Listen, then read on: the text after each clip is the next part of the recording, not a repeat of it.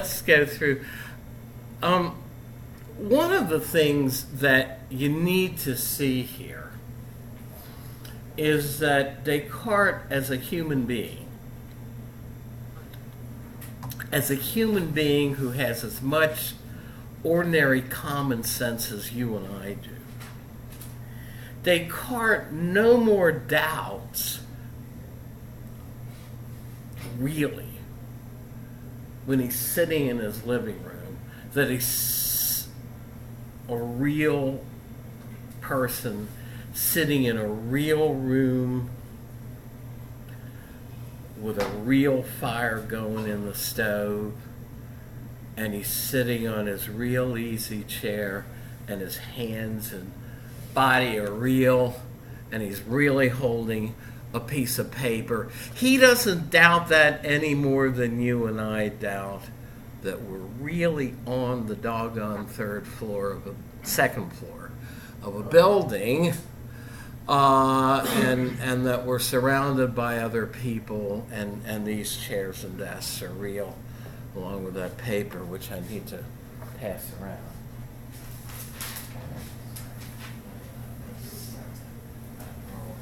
Somebody left a pen last time. Okay.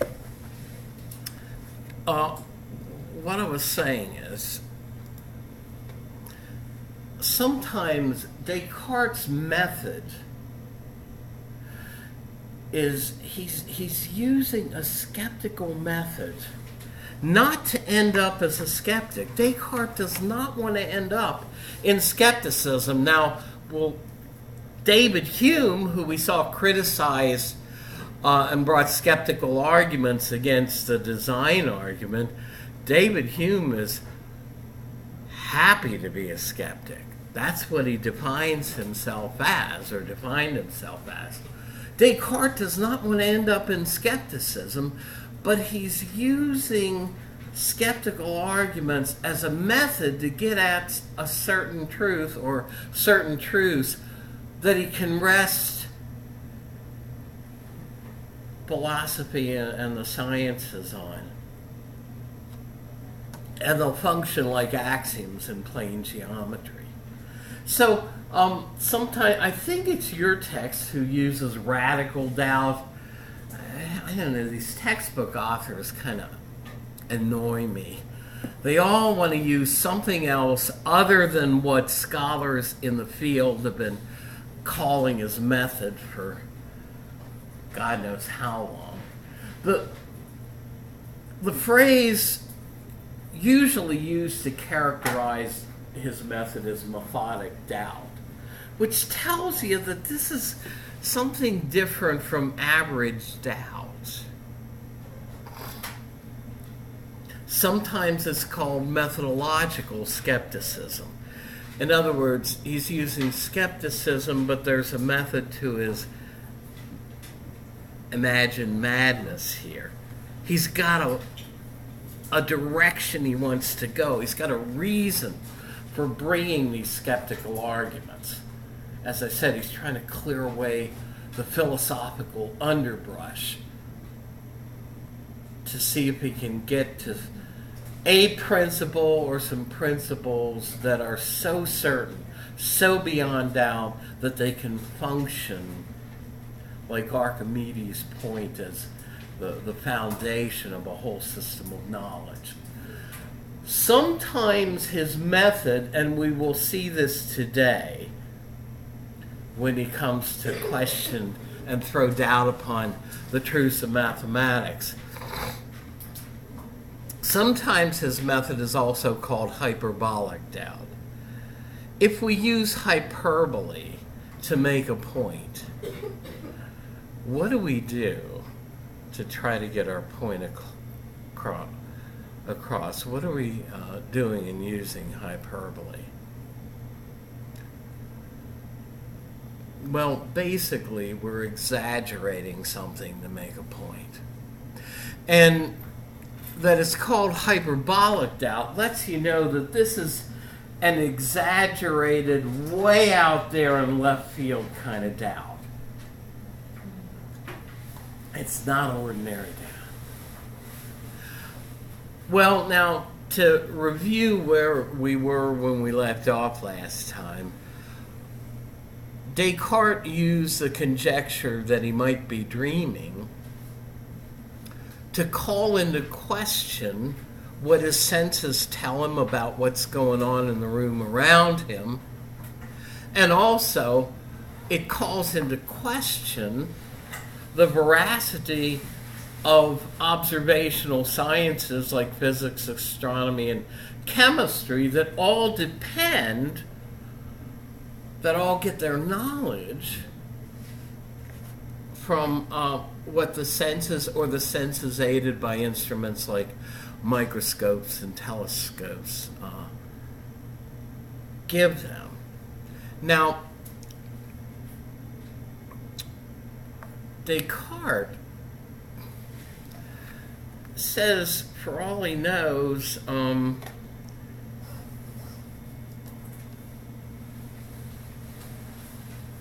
he could be dreaming all this.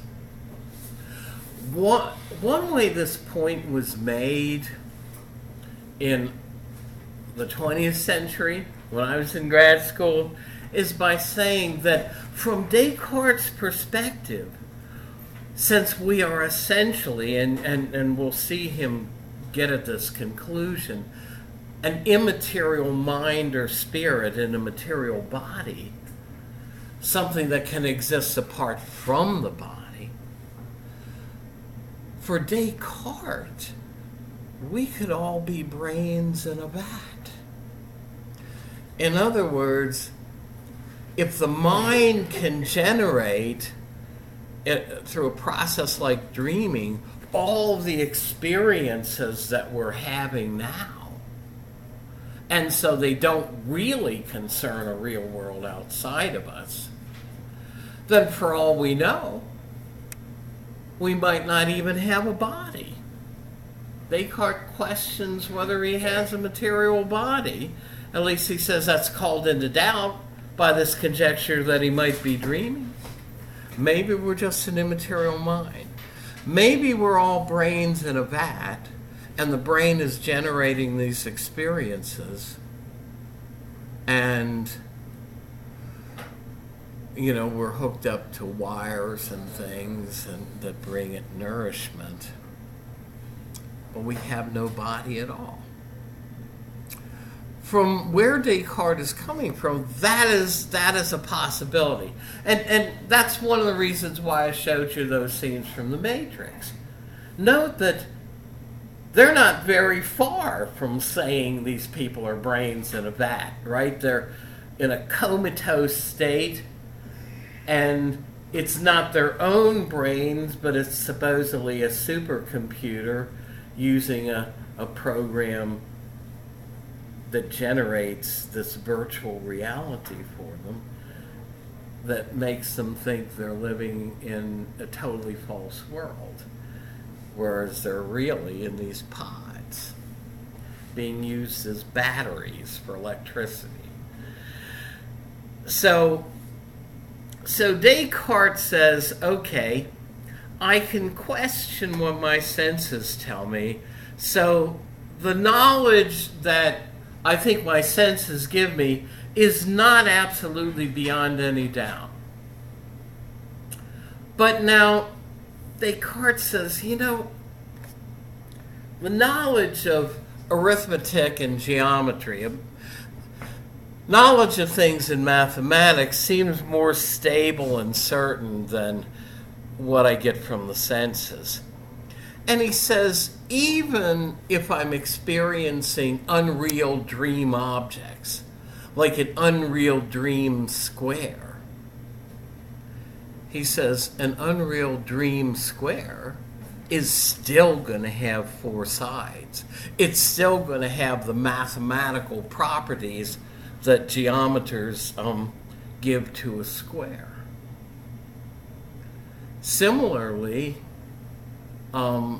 suppose I'm dreaming that I'm rich. I found 5 bars of gold. And here's 2 bars of gold over here, and here's 3 bars of gold. and together they total 5 bars of gold that I have.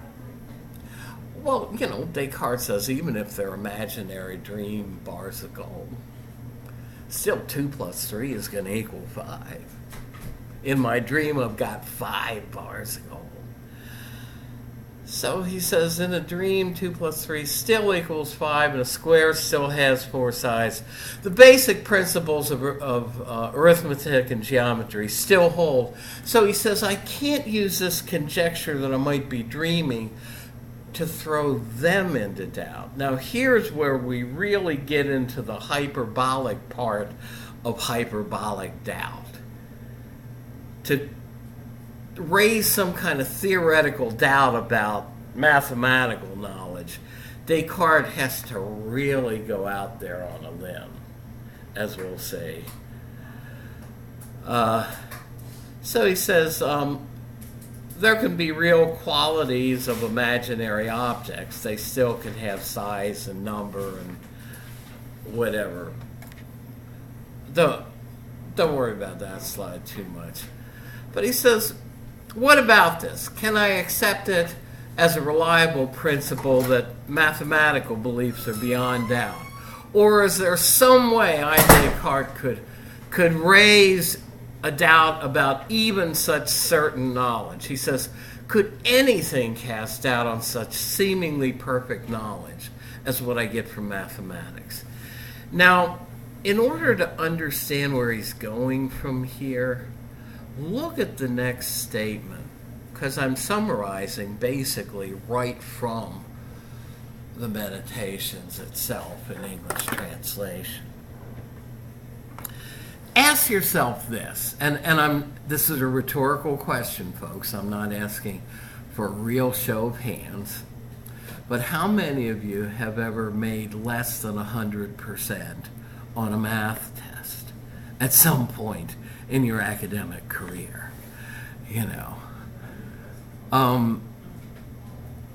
If you did, chances are you were working out some problem. You were adding a bunch of figures, or you were working through something in algebra and you made a wrong step. You screwed up. You made a mistake somewhere along the line. See what he says here. Could anything ever make me think that I go wrong in adding 2 plus 3? Well, maybe not in adding 2 plus 3. But what about adding, a bunch of 3 or 4 figure amounts? Sometimes you forget to carry a 1 here or there, come out with the wrong answer, right? Or counting the sides of a square. So here's where Descartes brings into play an imaginary entity. Now remember, he's a good Catholic boy in a Catholic country, and we saw his version of the ontological argument where God has the traditional properties of God, among which is that God is morally perfect. God's not going to deceive us. So he says, I could get in trouble here. And besides, he needs God to bail him out, which we're not going to see today, but when we look at John Locke, I'm going to go into where Descartes wants to go from here. But he says, well, if it seems inconsistent with God's goodness that we, and moral perfection, that we are created to be deceived about such beliefs. Now, he does raise this question and never answers it. Yet God allows us to be deceived sometimes, why not always? But he says, look, if God's the source of goodness and God wouldn't be deceiving me, what if something like this happens? There's some malevolent entity. He calls it an evil genius. Other textbooks call it an evil demon, right? In other words, there's some malevolent entity that doesn't want you to do well in math. And this malevolent entity is whispering in your ear and throwing you off the track. So you're constantly messing up. He says, suppose there were this evil, malicious thing as a hypothetical. He said, why couldn't such a demon even throw me off in my beliefs about math and geometry, arithmetic and geometry?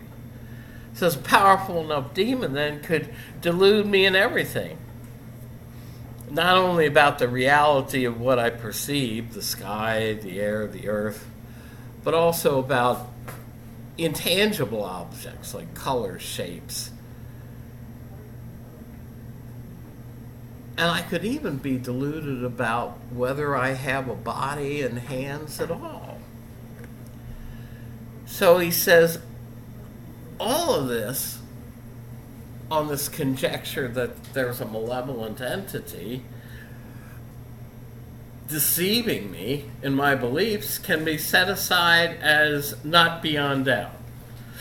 Now, at this point, I mean, like an idiot, I was there lying in bed. I wasn't watching it, but I had the radio on in the background, and I was listening to what turned out to be more the 5-hour-long World Series game. And there were times, like, you know, when the Dodgers went up 7-5 and they had their ace on the mound, I thought, okay, Houston is toast. That is it.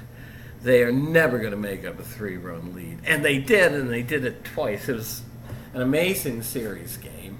So just when you thought the things were going so badly for Houston, they pulled it in. Well, at this point in our story, things seem to be going pretty bad for our knowing anything, right? He is doubting everything. Again, folks, please put your phones away. Now, who was Archimedes? Anybody remember Archimedes from physics? Right. Okay. Well, I drew this little diagram. Archimedes, among other things, I think he either invented the lever or he talked about it a lot, right? And at one point, he was so enamored with how a lever can multiply our ability to lift things by getting, yes, leverage, that he said, you know what, if I had a long enough lever, I could use it as a tool to help me lift the whole earth itself. Says Archimedes. But there's one other thing he would need to do that besides a long lever. And you see it on the blackboard, on the whiteboard there. Note, I have that dot. In order to use the lever, he needs a fixed point on which to rest it. And he said, if I had such an immovable point and a long enough lever, I could move the earth itself. So what are we doing here? Well, Descartes says, what I'm trying to do is kind of like looking for Archimedes' immovable point. I'm trying to find one example of an absolutely certain truth. And if I can find it, something that's absolutely beyond doubt, it can serve, like Archimedes' point, it can serve as the basis for a whole system of philosophic and scientific knowledge. So Descartes longs to find that one certain unshakable truth on which to rest the whole of knowledge. Does he find it? Does our story have a happy ending, or is Descartes toast? No. Well, yeah, ultimately it doesn't, but at this point, he does find a certain truth. And he finds that no matter how much doubt he can raise about everything else, the one thing he cannot doubt is that he is here to do the doubting. He is here to raise these doubts. So we're going to see that the truth he comes up with is the truth, cogito ergo sum, I think, therefore I am. He says he cannot doubt his own existence. Even if his mind, even if he's living in a dream world and he's authored all of his own thoughts and his own experiences, he says even if he has created the world rather than the other way around, the one thing he can't doubt is that he has to be here. He has to be something in order to author his own thoughts, to create an imaginary dream world. Even if he's convinced himself that there's some malevolent entity out there that has deceived him into thinking there's nothing in the world that he can be certain of. No world, no sky, no earth, no minds, no bodies. He says he must exist in order to convince himself of this. So, if he's doubting everything, the one thing he cannot doubt is that he is here to do the doubting. On the other hand, if there's a malevolent creature like his demon, who is deceiving him about everything else, even the principles of mathematics, Descartes says, the one thing this creature could not deceive me about is that I am here. In other words, if I'm deceived about everything else, the one thing that I can't be deceived about is that I'm here to be deceived. So the proposition, I am, I exist, he says, is beyond doubt. And that becomes the foundation of his whole view of knowledge, his own existence. He goes from his own existence to everything else. And we're not going to cover today how he does that. So the way he expresses this in his little book, The Meditations, is a proposition is a statement. Okay, for some logicians it's more than that, but that is way beyond where we're going. Think of it as the statement, I am or I exist. Descartes says that's necessarily true anytime I pronounce it or think it. That's my Archimedean point. That's the indubitable axiom on which I can base the rest of knowledge. Now, after the test, I'm going to go into how he tries to do this. The way we heard this, even before we ever took a philosophy course, was, as it was expressed in Latin, cogito ergo sum. That's not the way he says it in the Meditations, but in the Discourse on Method. I think, therefore I am, therefore I exist. Okay, quickly, because I want to get through the rest of this. I always thought that was a flaw because just because you think something doesn't mean that that's necessarily true. Like he can believe and think that his name is Descartes, but if he's like in a somewhat form of clone and his name is Francis, I mean that's not going to change anything. Yeah, right. He can think that about everything else, but if he's thinking, if he's having mental experiences, in other words, doubting or being deceived, those are all mental experiences. He says if I'm having any of those, then I have to exist as a real being to have any of those experiences. You know, I mean, I'm trying to give Descartes his due, but there is a problem, right? Some people think he doesn't prove the I think, therefore I am assumes the existence of a separate individual person that doesn't prove it like it's supposed to.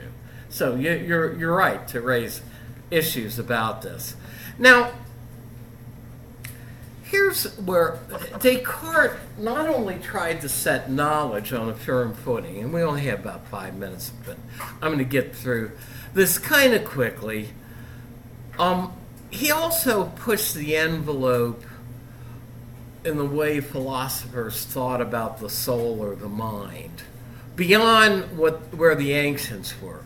We saw that ancient philosophers like Plato and Aristotle were very enamored with the idea that reason was something unique to us, right? Remember, Aristotle uses our rationality as a reason to think that we're different from non-human animals, that this is essentially what we are.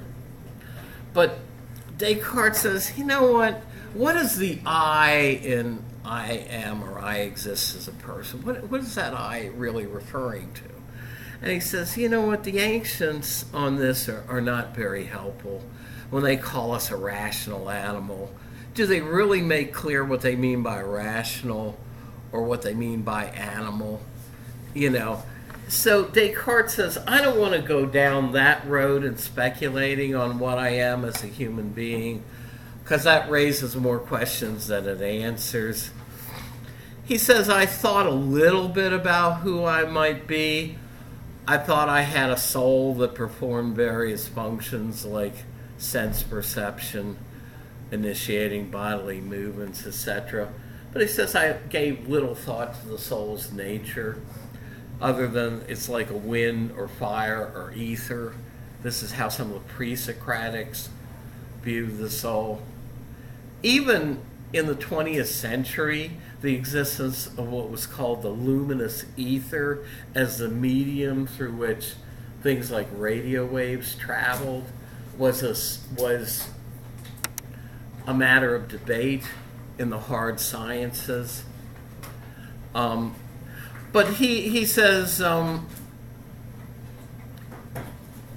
I know what a material thing is.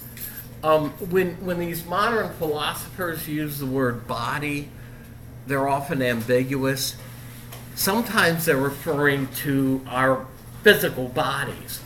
But here, body is used as a mass term, as a synonym for material substance, for matter. He says matter has clear properties, and here he's Newtonian. He's just reflecting the science of his day, right? Material things have shape. They're located in Newtonian space. We know from physics they occupy space to the exclusion of other bodies. They're capable of being perceived by the senses. And they're capable of motion in space. But then he says, well, what are the properties of thought? He says, the demon has made this part of me a subject of doubt. At this point, Descartes knows he's an immaterial soul, but he doesn't know for sure that he has a body. He says the demon can cast doubt on whether or not I have a body. I'm going past this. But he says, what am I essentially? I'm a thinking entity, a thing which thinks, an immaterial thinking substance, right? And here's where he pushes the envelope of modern psychology. He says, well, what do I mean by thinking? If I'm a thinking thing, says Descartes, an immaterial mind, I mean more than just that I'm a rational being. Within me, there takes place certain immaterial mental processes. This is the way philosophers in the 20th century talked about Descartes' view. Doubting, understanding, affirming. So Descartes sees our minds as a quasi-machine within the machine of the body, we know we have various processes: circulation of blood, elimination of waste, da da da da da da. And so he says that he's an immaterial soul. Okay, well, that's where I'm going to stop. He tries to convince us that we know more that we're an immaterial substance than that we have a material body.